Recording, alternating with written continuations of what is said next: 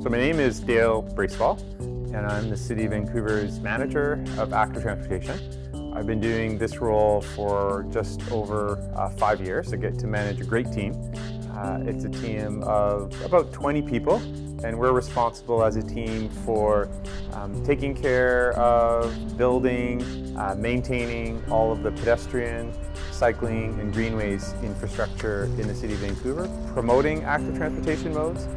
One thing that's unique about Vancouver, at least in terms of North America, is we've really been advancing the idea that we're designing for people of all ages and ability, the idea of having a protected bike lane network. Because that's really what it's about, is protecting people who are cycling away from cars, which are a lot heavier and bigger, and trying to make people feel safe and comfortable.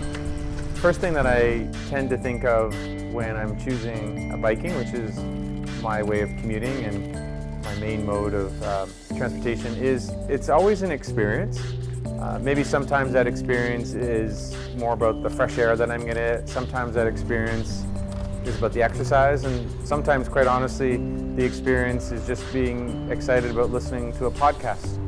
Vancouver right now, we're one of the leaders. We were actually the first North American city to do a protected intersection, and that was at Burrard, Cornwall, a couple of years ago, and that's actually helped the number of people cycling who are actually going over Burrard Bridge. It actually increased by 30% the first year after our first protected intersection in the City of Vancouver.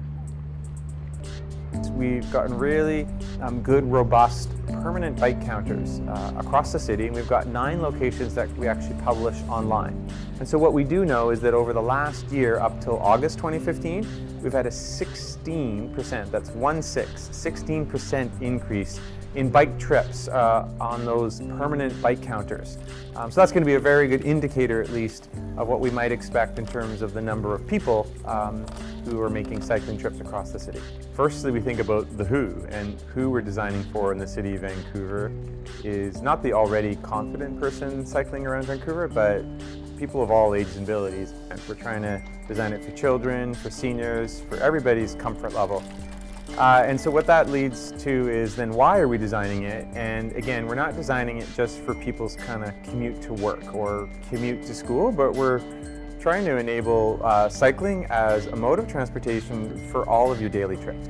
And so then that leads to the what part of our designing our infrastructure. And so then all our design decisions, from lighting to paint to signals and the types of ways that we want to protect people from cycling away from cars, is to actually think about the who, people of all ages and abilities, and all the types of trips they may make. We use green paint in a couple locations in particular, intersections and driveways. And what we're trying to do by using the green paint is not use it everywhere, but then highlight with the green paint that that's an area of potential conflict. It's a place then where people are allowed to bike and people are allowed to be able to kind of move across that space in a car. So what it's really helping do is for, in particular, the person driving to know if they're actually going over that green paint. That's at least a highly likely place that they should be looking for a person cycling.